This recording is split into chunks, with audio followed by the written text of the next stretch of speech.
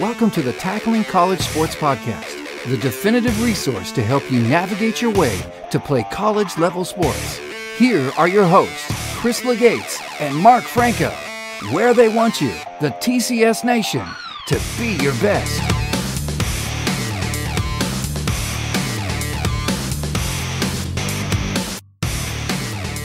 Welcome, TCS Nation, and thanks for tuning in to the Tackling College Sports Podcast, session number 6.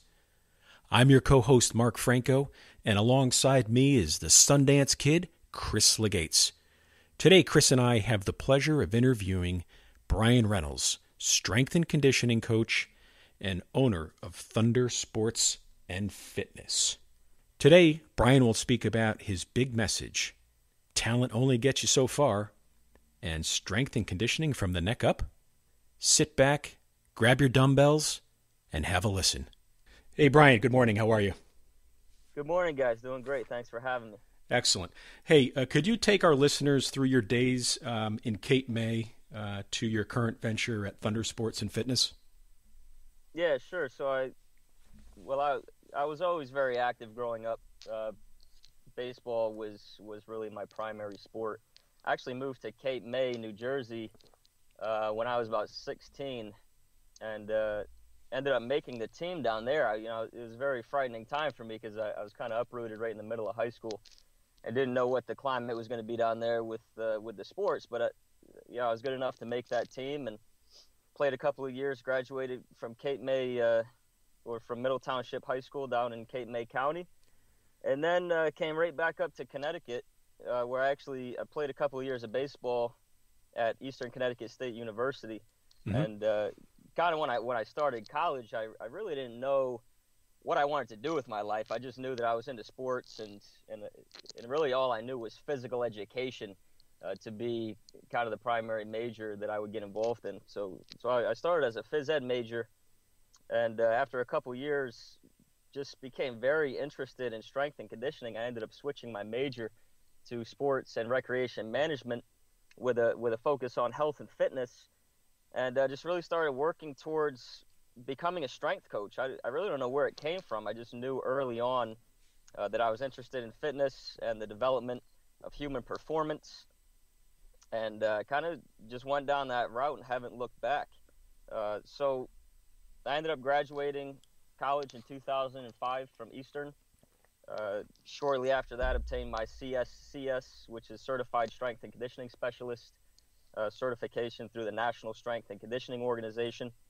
And just shortly after that, started working with youth athletes at an organization here in Connecticut.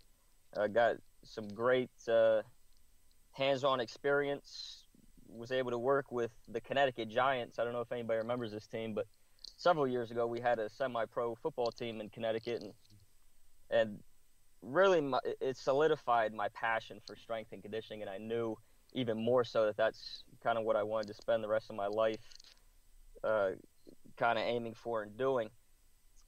Unfortunately, a little while after starting that job in Connecticut in the strength and conditioning field, I realized how challenging and how competitive and also how limiting the job opportunities were, maybe not just in Connecticut, but all over the country. And I ended up leaving that job for a full-time job with a YMCA in Waterbury, where my job responsibilities just completely did a 180-degree turn. Now I was sitting behind a desk a lot, managing employees, doing payroll type things, and something I assume you didn't want to do, or?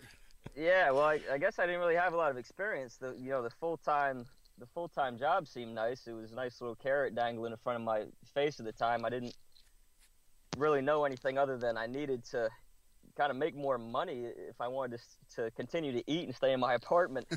So I kind of left and pursued that, and actually got a chance to work with Ryan Gomes for a little while on a limited basis while I was there. And after 2 or 3 years, I'm like, this is not what I want to do. So I needed to get back into strength and conditioning, and just so happened I was in the right place at the right time. We had an intern at the YMCA who was an athlete at Southern, and I just ended up hearing through the grapevine that the strength and conditioning position was going to open at SCSU, Southern Connecticut State University. And I placed a few phone calls. Before you know it, I got an interview, and 2-3 weeks after that, I was the strength coach at Southern Connecticut State, which is kind of great for me. I mean, it's all about who you get that piece of information from, and then if you act upon it at the right time, that's really how things work out. And I'm really glad it did work out. So I spent 4 years at Southern Connecticut State University on a part-time basis. I was working with 11 intercollegiate athletic programs in 2012. By the time I was there 4 years, and it was a great experience. Unfortunately, it was a part-time position, and again, reality struck in. I was about to have my second child, and we had a house at the time. My wife was in business for herself, and unfortunately, I had to leave and kind of make another decision financially. So I ended up doing that. I got my master's degree in the process of being a strength coach at Southern. The plan was to try to get a position in Division I or professional sports. And I applied at several places: Yale, Quinnipiac, Central Connecticut, Sacred Heart University here in Connecticut.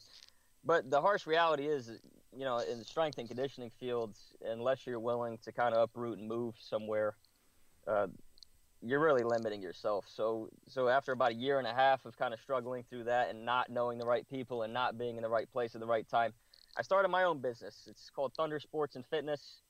And now I'm kind of dedicating my life to providing these strength and conditioning, providing the strength and conditioning information to high school athletes and college coaches who unfortunately don't have strength and conditioning coaches at their disposal, because that's probably the biggest lesson I've learned in my time in this profession, is that there aren't a lot of opportunities for strength coaches. And unfortunately, that kind of trickles down to the high school athlete who, in my opinion, are the athletes that need these services the most. And I've seen a lot of them come into college with absolutely no skills in the weight room, and I think they could get a lot more out of their high school sports endeavors, and then also get a lot more out of the recruiting process if they are a lot more prepared. So that's kind of where I'm at right now with my career. Got it. Excellent. Hey, Chris will take the next question. Hey, Brian, good morning, and thank you for joining us on the Tackling College Sports podcast. One of the questions we deal with a lot, and I'm a former college coach, and I run a premier club program in soccer out of Cheshire, Connecticut. A lot of the questions parents will come to us and ask is, when should student athletes begin regular workouts with trainers, strength and conditioning people, or even on their own? What ages and what do you advise is the best place for a student athlete to begin their training regimen? That's a great question, and there's definitely a ton of controversy around when a youth athlete should start getting involved in strength training and conditioning. There's actually an individual in my field. His name's Avery Fagenbaum, and I got a chance to see him speak several years back. And he's really, he's the aficionado on youth strength training.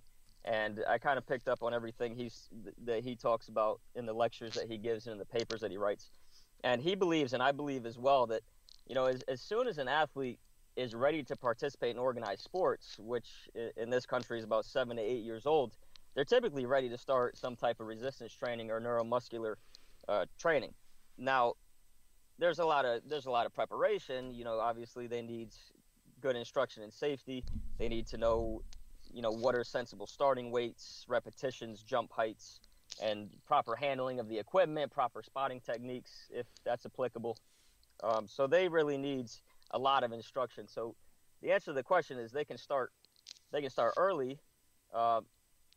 Obviously, I would recommend they work with a trainer because, kids these days are involved in multiple sports.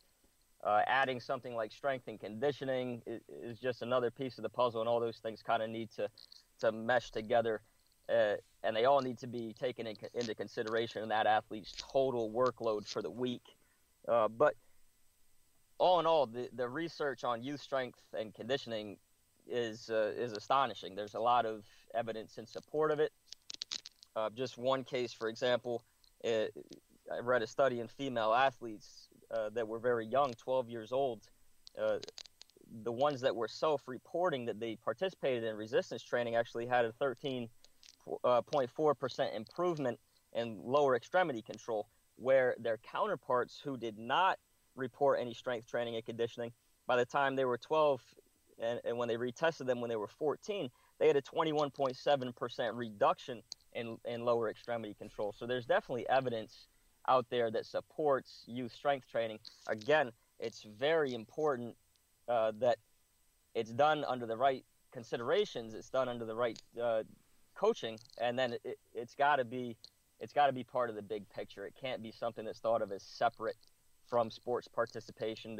There's got to be structure to it, and there's got to be obviously rest periods that are kind of implemented in conjunction with all of this, all the things, all the initiatives. How young are some of the athletes you're working with now, Brian? When I was first starting my career, I did work with very young athletes, 8, 9, 10 years old. We also had some pretty elite level athletes as well at the facility I worked at. But I would say over the past 5 years, I've worked primarily with college athletes. Of course, I had the position at Southern Connecticut State.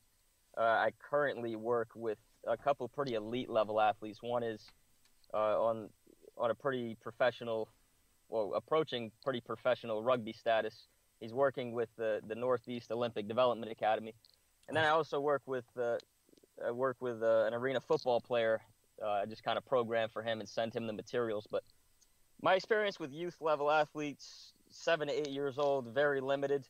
That's why I kind of defer and kind of read the Avery Feigenbaum advice before I try to comment on things like that. But definitely from, the majority of my experiences with college athletes, high school athletes, and more elite level athletes. And you just mentioned that you worked at Southern Connecticut State and that you've worked with rugby athletes and obviously football players. We share a common friend in Adam Cohen, Yep. and you've worked with his soccer program at Southern. What are the challenges of training athletes that are in different sports, Brian? What really is the thing that you find is, okay, I have to set goals, but their goals are different in sports that are, let's say, Yep. aerobic versus anaerobic or, Yep. Fast muscle twitch kind of things. What are you finding to be the biggest challenges in training different athletes in different sports? I think this is probably as good a time as any to kind of discuss the sport specificity theory. And, I definitely believe in sport specificity. I will preface this comment by saying, there are a lot more similarities in sports than there are differences. For example, athletes in the majority of sports that we're going to talk about, they need rotational power. They need to be able to rotate. They need to be able to kind of decelerate, plant, and push off. They need to change direction. They need strength. Regardless if it's an anaerobic or aerobic sport, there's always going to be a combination of those two variables, working together, regardless of the sport you're in, unless of course maybe you throw a shot put. That's probably the only thing I can think about. But there's always going to be these things coming into play. So I want to just say that there's not a specific drill or set of drills that are going to be exclusive to any sport. There's going to be some crossover, and I think that's an important thing to realize. I would say one of the biggest challenges or one of the biggest differences, and this is kind of digging a little deeper into sport specificity, is the training timeline, or the length of the season, the number of games per week that an athlete is going to be competing in, the number of training sessions per week. Right. So it's really about the timeline, and it's about, I would say, the work to rest ratio of the sport is going to come into play as well. And these are really the things that make sport specificity, in my mind, what it is. It's so we have to take that timeline, especially if we're talking about in-season training, and we have to manage our peaks and our unloading periods when we talk about strength training, because we obviously need that athlete to perform at their best when the game time comes, but more importantly when the playoffs come or when tournament time comes. That's really when we need to get our athletes to peak. So the timeline, I would say, is probably one of the biggest challenges, because it's very different based on the sport that you're working with. I'm also going to kind of talk about the personalities. I think when I was at Southern, and I kind of alluded to this earlier when I was talking about getting everyone on board and taking the initiatives and looking at them more of a big picture instead of, single initiatives. When you're working in a strength and conditioning staff, and I had 11 teams, that's up to 22 or 25 coaches that I was working with and trying to coordinate my efforts with. And I have my goals and they have their goals. The biggest challenge is trying to coordinate all of our goals so that they're complementing each other, and ultimately that is really what is going to make the difference in the season, I think, is if everyone's on the same page. And obviously the NCAA has scheduling restrictions and things of that nature that make your job even a little bit harder, because a sport like soccer, let's say, is really kind of compact and condensed into maybe a 3-month season. The dates of competition where you can do heavy lifts or heavy workouts in preparation for the next competition may only be 3 and 4 days in advance, correct? That is correct. And, they often play multiple times per week, and soccer is a sport that you can't recover from quickly. It's at minimum 90 minutes. And then, there was one year when I was at Southern, for some reason, we had about 5 games on the schedule where we went double overtime. I mean, so again, you make a plan and you kind of have to adjust it based on what's happening in reality. And that's the challenge, being able to get everyone coordinated enough and in agreement on those initiatives together. Mark? Hey, Brian, you just mentioned length of season. And, it seems nowadays that most sports, I think of it personally, my eldest daughter plays high school soccer. And, the season seems to be year-round, plays at the club level, and that's winter and spring. Can you speak to the if you've seen an increase in injuries due to overtraining or length of season? Yeah, sure. I'm certainly not an expert in this area. I did look into some things yesterday. I found a 2008 National Council of Youth Sports survey indicates that 60 million children between 6 and 18 years of age participate in organized sports. And then of that, almost 75% participate in more than one sport. So that's kind of staggering to look at that. And wow. And I think that's great. I think that there are definitely pros and cons to both sport specialization, but also non-specialization. If you look at specialization, where your athlete, participates in one sport and they have a traditional off season, there's obviously more control over the outcome of their training. But on the flip side of that, there's, they lack the experience of participating in these other sports and meeting other kids and kind of determining if there may be a different avenue they want to head down in the future. When you look at non-sport specialization, the kids that participate in 2-3 sports and don't have a traditional off season and are kind of go all year round, they gain the experience and the growth of being involved in all these things, but there's a great lack of control over the outcome of their training. You can't control the fact that they may have a game on Monday and then another game on Wednesday for another team, and maybe they're playing 3 or 4 days during the week and then practicing another 2 days, and you really can't control that. And there's a lot of different coaches involved, and then if you add strength and conditioning to that, I mean, you really have a whole pile of things that could potentially lead to these overuse injuries if everyone's not on board with the initiatives and it's not kind of a consolidated effort like I talked about previously. Sure. And so go ahead. So the research really indicates that the volume, there's a couple things that contribute to these overuse injuries. One, is the athlete prepared?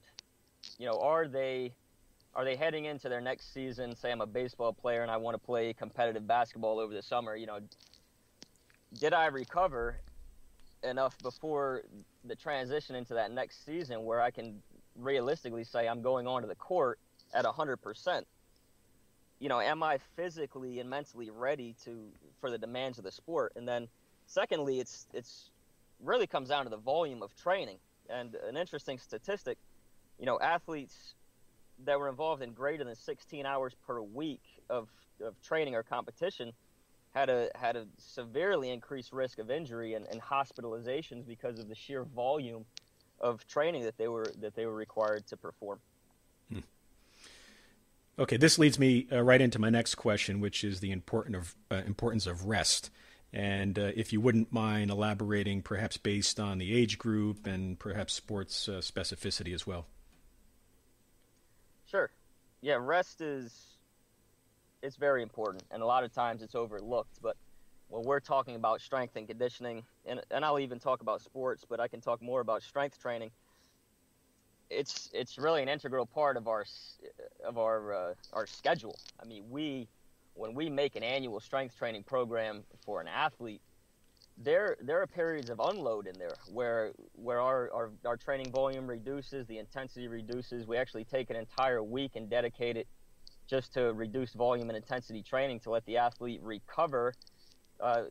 We need to let their nervous system recover, their hormonal system. We need to allow the changes and the remodeling of the tissue to actually take place before we expect the gains to come. So, I mean, it's an integral part of what we do as strength and conditioning professionals, and it really can't be underestimated, because it's really going to determine your ability to rest and recover is really going to determine the outcome of your training program, especially when you talk about power and speed and agility development. Those are all nervous system adaptations, and I'm telling you right now that you're not going to experience favorable adaptations in speed and agility if you're not recovering properly. Sure. Are there any, from your knowledge, are there any sports in particular where this is more important perhaps than others?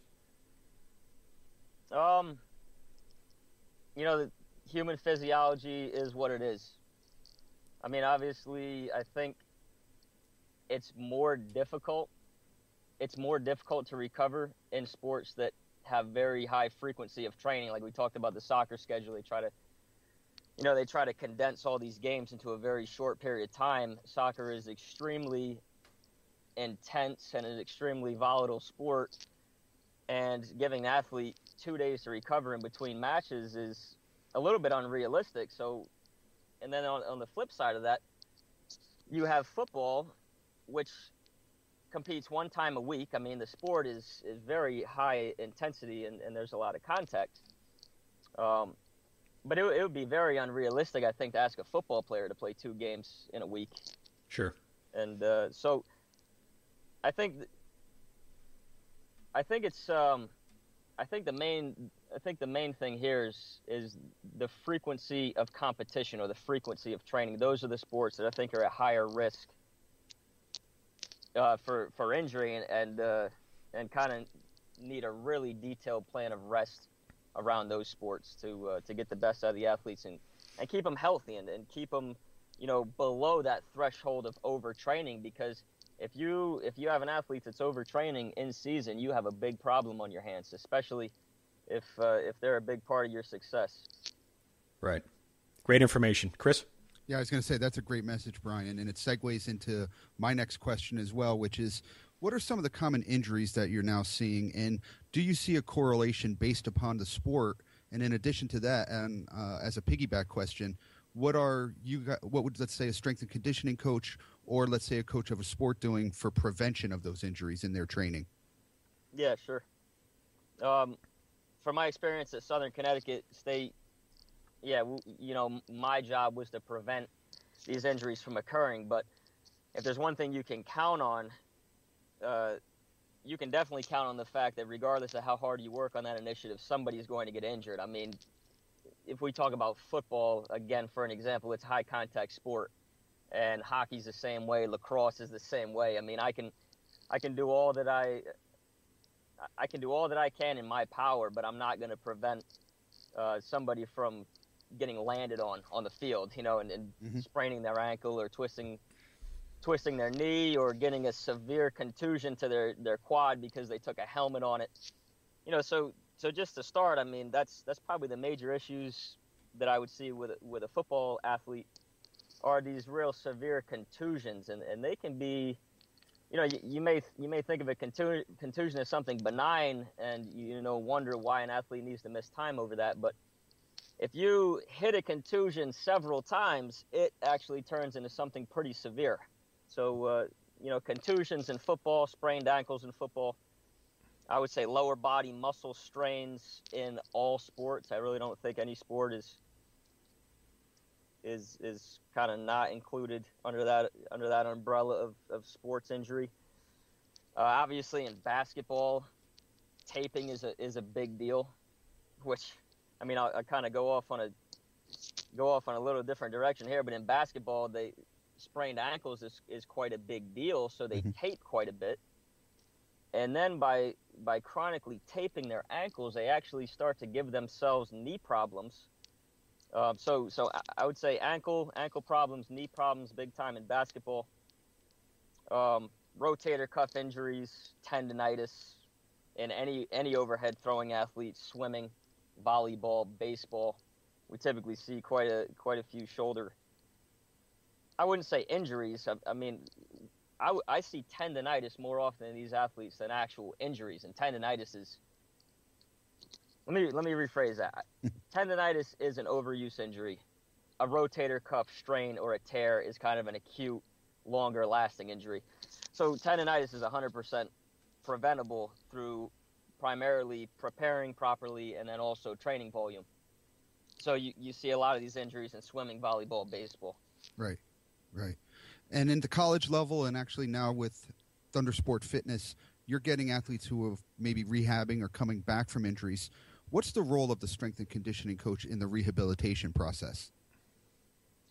Well, the athlete would need to be cleared by a physician to come back into strength and conditioning 100%. But strength and conditioning professionals definitely need to work with the athletic training staff to get the athlete doing things with the non-affected parts of the body. And that's kind of what I prided myself in when I was working at Southern, is getting the athletes out of the training room, because they're really just working on the injury in the training room. They need to come into the strength training facility and work the parts of the body that are not affected. There's actually a lot of research that supports this cross-education theory, where if an athlete has an injured left hip and I take them into the weight room and I do a lot of focused strength training and power training with the right hip, there's going to be a very reduced loss of strength in that left hip while it's recovering. So the athlete should continue to do something while they're recovering from an injury. They just need professional advice and guidance to keep them on the right track and make sure they're not making that injury any more severe than it is. That's excellent. Mark. Okay, Brian, this is the part of the podcast where we ask these questions of every guest. Next two are more personal questions, if you will. Do you have a favorite quote that you can share? Yeah, I'm definitely not as big on the quotes as Sam Lopes is, but I don't think anybody is. No, but I do have a few. One of them I don't really know where this comes from. I just know that I saw it in a facility a long time ago. The will to prepare to win is just as important as the will to win itself.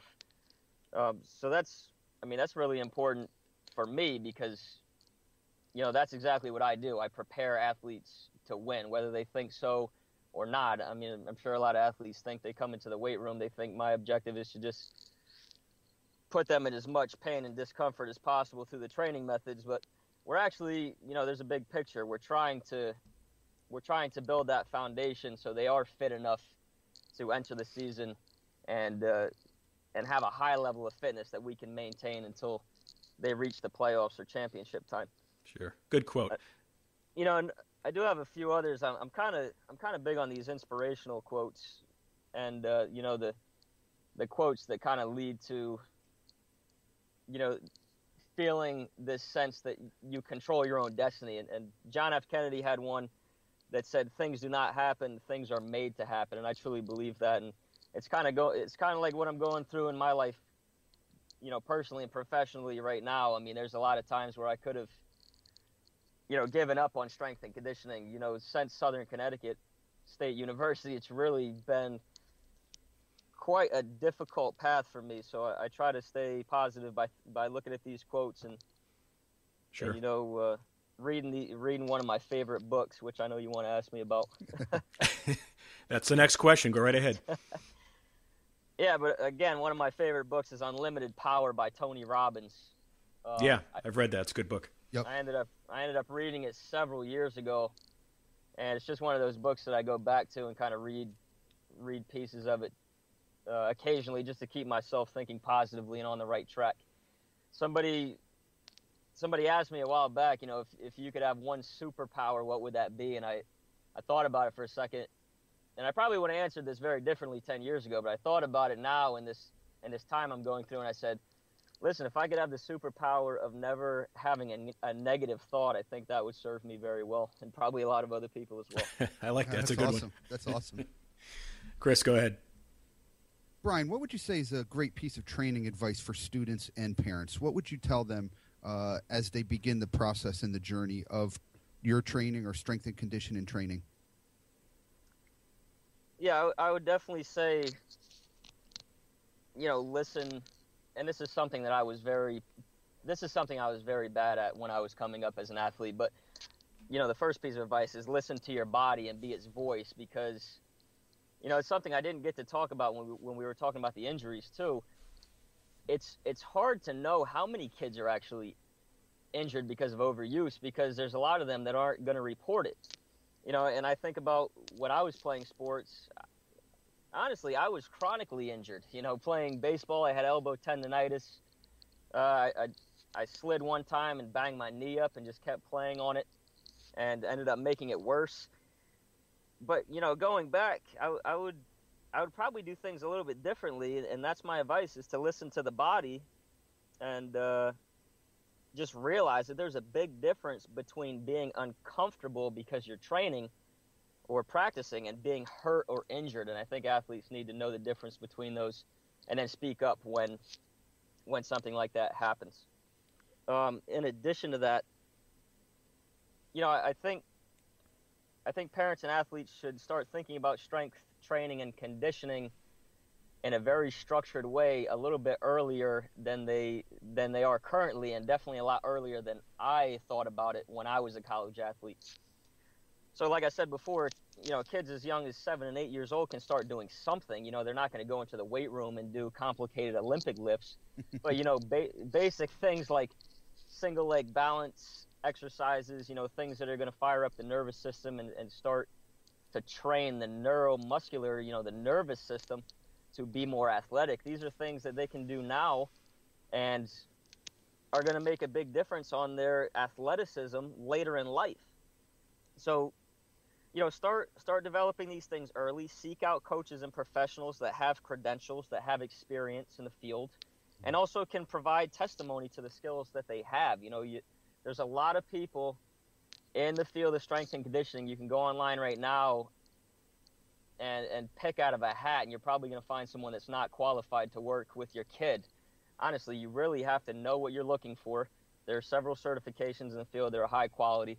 There are several institutions that people in my field have had experience at that need to be investigated before you kind of pull the trigger and sign your kid up to work with somebody. Because the fact of the matter is the fitness industry is not very tightly regulated in terms of quality control. I'll be very honest with you right now. And so you got to do your homework and kind of know who you're working with and know what their credentials are. And then the last piece of advice, and this is kind of a big message for me, and it's one of the reasons I'm really excited to be on this show, because I can kind of share a personal experience with athletes and parents, and then hopefully, try to get them to foster some beliefs a little bit earlier than I fostered them when I was kind of coming up and trying to pursue an athletic scholarship and make a position on a team. So young athletes, you've got to remember that once you get to college, everyone on the team is the cream of the crop. I'll tell you that right now. When I showed up to play baseball at Eastern Connecticut, I was expecting to start, and I sat 90% of the first year I played there on the bench. Mm-hmm. And so you've got to get over the fact that, what you were in high school is definitely not what you're going to be in college, unless you take you take the precautionary steps to improve yourself before you get there. In order to achieve greatness, you've got to supplement your talent with targeted preparation. And I think it should start a little bit earlier than it does now, and that's kind of the goal and the mission of what I'm going to be doing in the next several years with my life and my business. But, talent's only going to get you so far, and it usually has a way of separating the great athletes from the good ones when you get to college. So that's something that I think everyone should be prepared for. And you kind of almost jumped ahead to my next question. Is you have a great message, and the approach to everything that you're doing is really something that a lot of people should be looking into. As you speak, you almost hear a sports psychology mentality there as well. And as a strength and conditioning coach, and as a coach of almost any sport, you wear a lot of different hats. Do you employ some sports psychology into your training methodology? I'm certainly not an expert on sports psychology. I would say the main thing that I do, and this is a very important thing, when I meet an athlete for the first time, I begin my strength and conditioning efforts from the neck up. So by showing the athlete that I care about them, first and foremost, is really the foundation of my efforts as a strength and conditioning coach. Because I can have the best program on the planet Earth. If that athlete doesn't think I know what I'm talking about, and more importantly, if they don't think that I care about their success and their goals and objectives, then they're not going to, they're not going to commit to the program. They're not going to be dedicated to it. And when they leave my supervision and go home and try to, continue on with that program, the initiatives over the summer break, they're probably just going to toss it out the window on the ride home. So I think that's probably the major way that I use sports psychology, is I start in the athlete's mind, I think, and show them that I really care. And then the other way in my field that we kind of use psychology is by showing results, and we do that through performance testing. It's really the only way that we can truly quantify if we're actually making a difference or not, is, if the athlete is improving in the performance tests that we test them on. So, when they do improve, that can be very motivational. And then on the flip side, if they don't improve, it's very detrimental. But in most cases, they'll improve. Great. Mark. So, Brian, as you know, this podcast and website that we have is really based around the student athlete, but we also like our technology. Chris and I use, obviously, Skype quite often, Evernote as well. Is there anything web-based application or site that you just can't live without on a day-to-day basis? Yeah, there's probably a couple. I'd say my email is one of them. I'm kind of in a.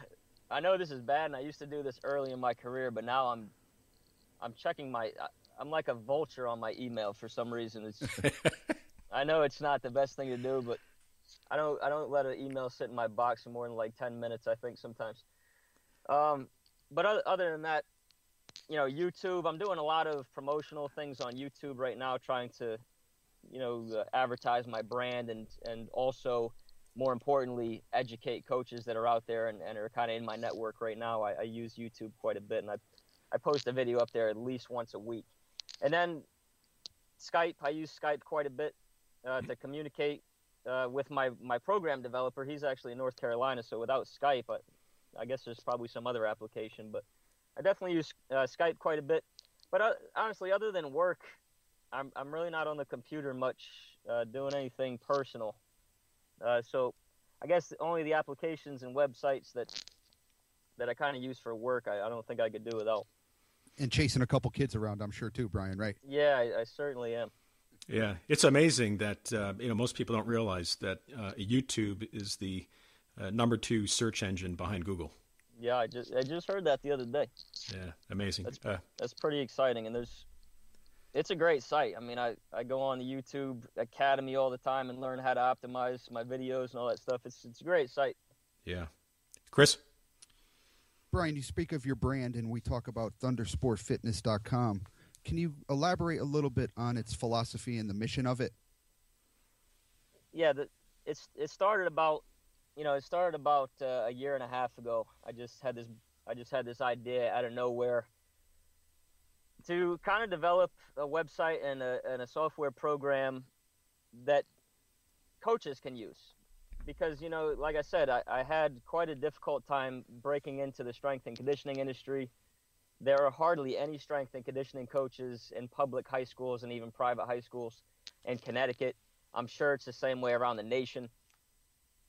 Even Division III colleges, Division II colleges, like I told you, I was a part-time strength and conditioning coach at Southern Connecticut for 4 years. The turnover there is, that's kind of par for the course. A strength coach will be there for 4 years and then they'll up and leave because they can't really get a commitment there. So I kind of learned very early that there's a big gap that exists between high school and really high level college athletic programs. And the reality is that most of our athletes are not going to go to a Division I school. So my philosophy and the philosophy of Thunder Sports and Fitness is to bring the highest quality strength training and conditioning information to athletes and to coaches that are unfortunate enough to not be able to have a strength and conditioning coach, because quite frankly, that's what they all deserve. Quality strength training information should not be reserved solely for the athletes that are at that point in time the most athletic. Kids are going to develop through college. We had a kid on our football team at Southern Connecticut who, probably didn't get looked at by a Division I school coming out of high school, but now he's kind of in the conversation in the draft, and he's sitting there waiting on a team to potentially draft him in this next couple of days. So I think that's really the big mission, is to get this quality information to coaches and athletes who do not have access to it, because honestly, that is what they deserve, and that's really what I'm all about. That's awesome. Mark. Okay, Brian, we're going to wrap up here. Can you let the listeners know how folks can get in touch with you? Yeah, absolutely. The best way to get in touch is through the website, www.thundersportsfitness.com. When you go on the website and the homepage, it talks about what my mission is and kind of where I'm at in the process. And there's social icons up at the top of the page if you want to see the YouTube channel or see what I'm doing on Facebook or LinkedIn, or if you want to just send me an email, feel free to do that. And I'd love to open up a dialogue with any coach or athlete out there that's looking for this information. And that's what I'm trying to do right now is get the brand name out there and start showing people what I'm about and how I can bring some value to their program. Excellent. Once again, we want to thank Brian Reynolds, strength and conditioning coach, owner at Thunder Sports and Fitness, for joining us here on session number 6 of the Tackling College Sports podcast. And remember, if you want to get in touch with us, we're on the gram at TCS Nation, Facebook at facebook.com/Tackling College Sports, Twitter at TCS Nation, online at tcsnation.com. And until next time, be your best. Be your best. Your college sports future awaits. So join the TCS Nation and be your best.